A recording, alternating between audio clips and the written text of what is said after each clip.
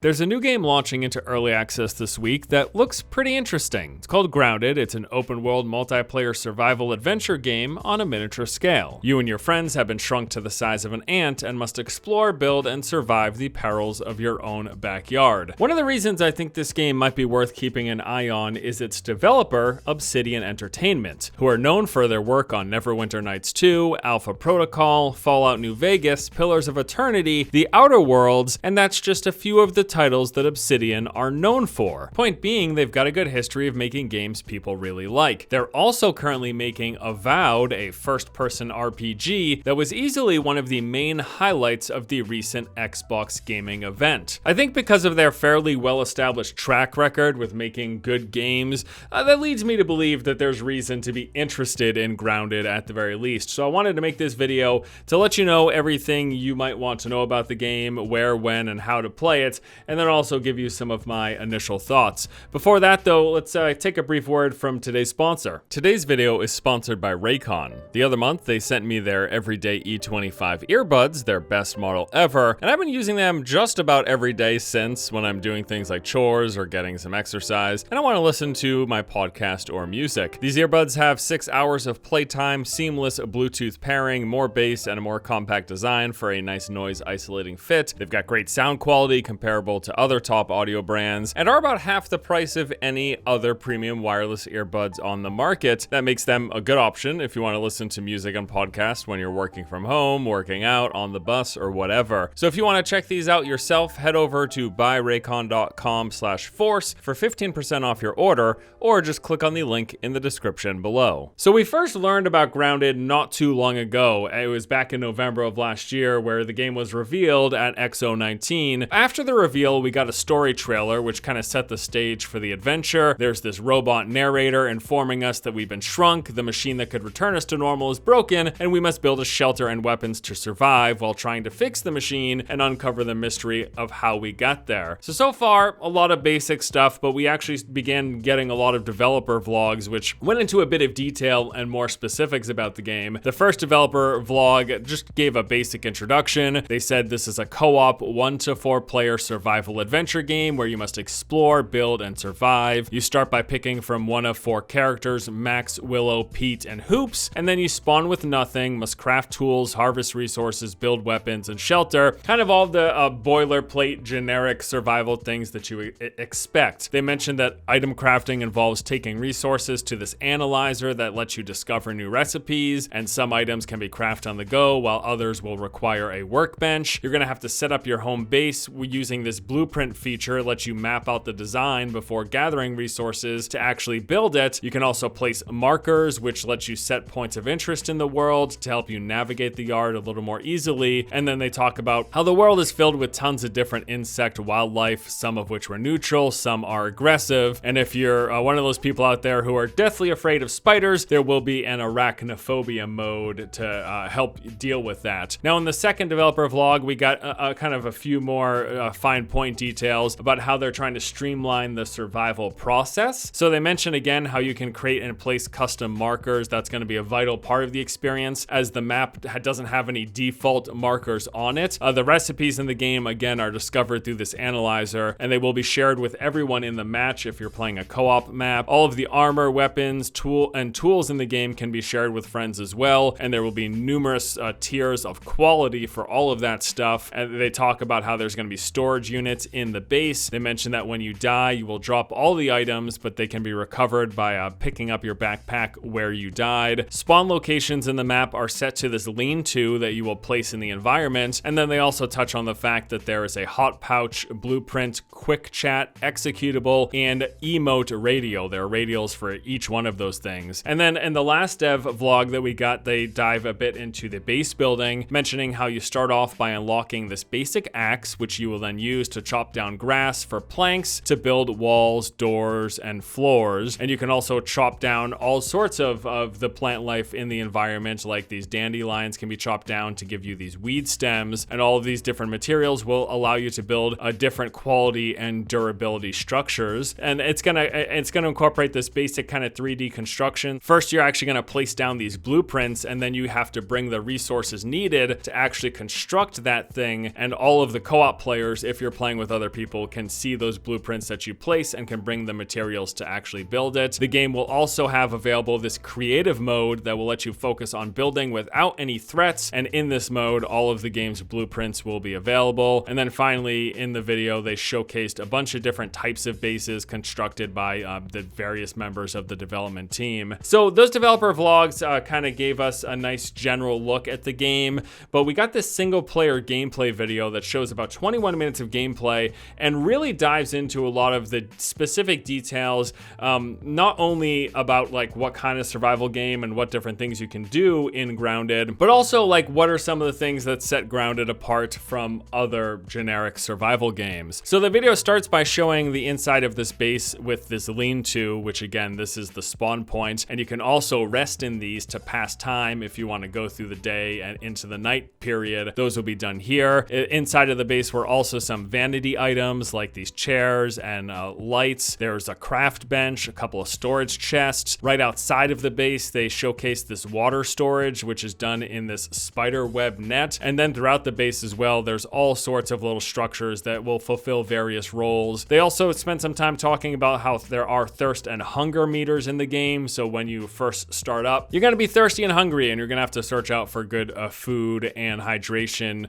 We got a good look as well at the day-night cycle in the game with the sun rising and engulfing the entire yard. They showed a little bit of construction where you set up these blueprints in this like tile grid structure, and then you have to take the resources back to the blueprint to actually build it. And it's also mentioned here that your base will get attacked and you'll have to use resources to replace those damaged sections. They showed off the ability to swap it between first and third person as well, and then also the fact that besides hunger and thirst, there are also health and stamina meters, and then doing things like chopping down plants or attacking will use up some stamina, which will require, of course, like a balance and make sure you don't overdo things. You get to explore, and as you do so, you're going to find all sorts of natural elements like different types of grasses, mushrooms, rocks, and twigs, but the environment is also dotted with these man-made objects. So for example, you might come across this juice box that you can take a sip of to get some energy, and a lot of these man-made objects are also going to play into the overall story of the game, which is a big element. I think that's probably one of the things that they're trying to say is going to set itself apart from other survival games, is the focus on world building and story in this game. They talk about different bugs having different characteristics. So there are like these weevils where if you follow them, they might lead you to mushrooms because they're attracted to mushrooms, or there are aphids in the environment that will make us a good food source. Again, as mentioned earlier, there will be armor and weapons tiers in this game, and the armor is also going to have different properties. So there will be like tanky and damage dealer variations of armor. And then besides melee weapons, there will also be ranged weapons in this game. We got to see a good look at a bow and arrow in action. There will be the single player campaign where you follow a story, but there's also that multiplayer that's more focused on the base building and the survival, and that is capped at 4 players. It's not a big multiplayer with like 50 or 100 players in a server. Quite a bit different from what the focus is with a lot of survival games that are out there. They mentioned that the environment will be changing based on time of day, and this kind of refers to the different types of insects you might find around.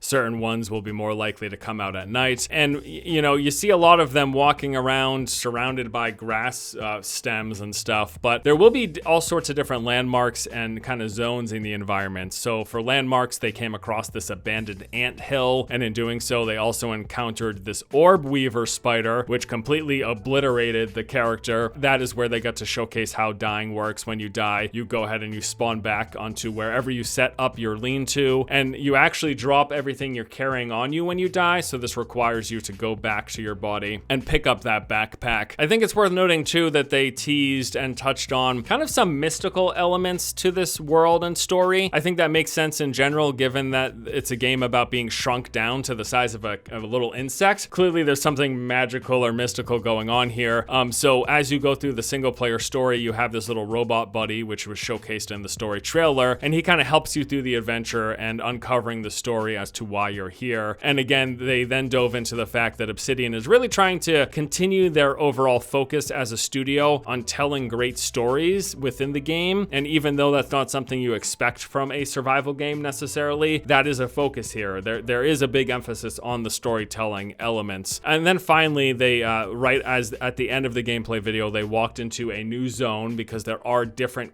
kinds of zones in this game. This zone was called the Flooded Zone. Here they discovered this marshy landmark. They won't only be visually different, but the zones are going to have different flora and fauna in them. And then it wraps up with another giant spider taking them out. So after the gameplay video, they did a Q&A, which again gave us a bunch of really cool details about the game. So I want to run through some of the more interesting questions and answers. So they were asked if there's multiplayer, and his response was, it's just a co-op, a single player or co-op adventure with 1 to 4 players. There's nothing competitive. You're not on a giant server, again, with like 50 or 100 other people. It's a pretty contained experience compared to what a lot of other survival games try to do. They were asked how long it's been in development, and he said a little over a year and a half. I think that plays also into the fact that they're launching into an early access version of this game. This isn't going to be like a full-on release here. They were asked how big the development team was, and they said that it's 14 people. It's one of the smaller development teams that Obsidian has had for a game, and it actually started off as a passion project. And I think you can kind of see that looking at this game. It seems, I'm not surprised, I guess, that it's a fairly small development team working on this title. They were asked if the game has an ecosystem. The response was yes. It's a huge world with hundreds of insects that have their own behaviors. As an example, ants will hunt for food to bring back to the ant hill. And if you start hoarding food at your base, the ants will notice that your base is a good source of food, and so they might try to break in and get it. And there's also predators in the game, and they will have like different hunting patterns for the kind of prey that they tend to go after. Will there be tool and weapon degradation? Yes, there is both. Weapons and tools will have durability. They will wear away and need to be repaired or just straight up recrafted, and they're still kind of working on the details of this based on player feedback. Asked about a hardcore mode, he said that there are different difficulty options, with the harder versions ramping up combat as well as survival challenges. And the team is also talking about eventually adding this extra hard mode, but no specific details there. They were here. This is a really important point here. When asked if anything was randomized versus handcrafted, evidently the entire world is handcrafted. There will be elements that are randomized, such as the creature behavior. The entire backyard is one handcrafted experience. The location of things and all of that is structured. It is one particular thing. It is not randomized or procedurally generated. And I think that's an important element that I'll touch on later here. They were asked about character creation, and the response to this was no, there is none. There are the 4 default characters in the game that you can pick from, and they have their own unique personalities, which is tied into the story and the game world. And customization will basically solely come through weapons and armor. It was asked about base restrictions, to which he said you can build any size base that you want. It can be as massive or as small as you want, although there will be some cap on height as to how tall of a base that you can build. So I think with that gameplay video, this really gives us a clear picture of what Grounded is and the kind of scope and scale that it's going to have. Now again, as a reminder, this thing is launching into early access, and they have a few details as to why and what that means. Why are they in early access? Basically, they say that from their previous experience in crowdfunding, they find a lot of value in involving the community in the development process. And so that's how they would like to approach Grounded as well, where they get the game out there in a playable state with a decent amount of features to let the development flow with kind of what the community is looking for. In terms of how long it's going to be in early access, they say that they are targeting a full release at some point in 2021. Now, what about what the game will have in the early access version? So in the early access version, when it comes out tomorrow, it's going to have the groundwork laid for their intended storyline. There will be 3 major biomes: the grasslands, hedge, and haze. It's going to have crafting, base building, single player, and online co-op, the first 2 tiers of weapons and armor, at least 10 different insects, as well as the arachnophobia mode. And just looking at that list feels pretty limited, pretty restricted, with only 2 tiers of armor. I mean, I'm not just going to read this whole thing again, but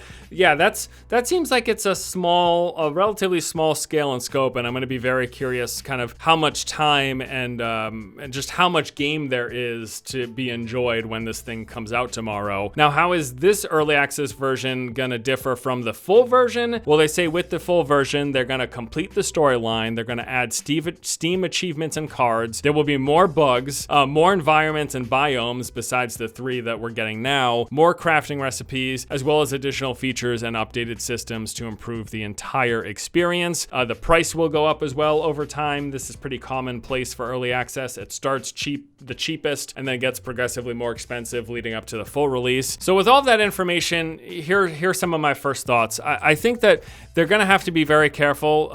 The fact that there's no competitive elements and it's only a co-op and single player experience, that is quite a bit different from what a lot of people look for out of the survival game genre. So I think when it comes to like a lot of the people who like the hardcore Steam early access survival games, of which there are probably hundreds at this point, right? Of like the DayZ variety, things like that, they're not gonna like this game at all, I don't think. I don't think there's gonna be any appeal for that audience. I think it's pretty clear that this game is trying to reach a different, possibly younger audience, just with the general style and setting. But again, this is Obsidian, and they've mentioned numerous times in all of the talks and videos about the game how they are gonna have a big focus on the story. So that's a question. How long is that story campaign going to be? I'm curious if there's going to be any big challenges like boss creatures. We've seen some big spiders, but there's a lot that they could do in this world where you are the size of an insect. Like imagine a dog boss. Well, I guess you don't want to be attacking a dog.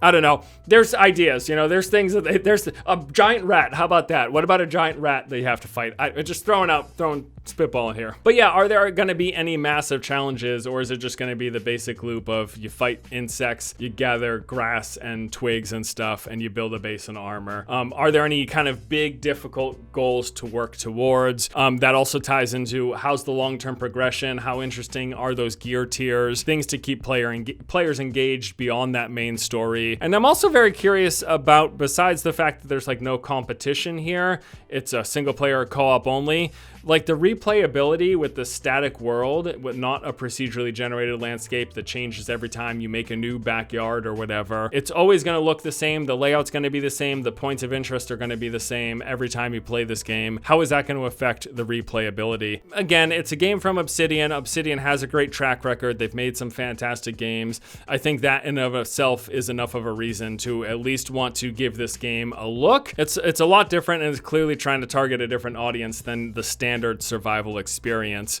But I still think that there could be some interesting stuff here. I think it really comes down to how much there is to do and what the long-term progression looks like. But there you go. That is a look at Grounded. Hope you guys enjoyed the video, and yeah, I'll check it out tomorrow, and if I think it's worth it, I'll make a follow-up. All right? Thanks for watching, guys. Until next time, I'll see you later.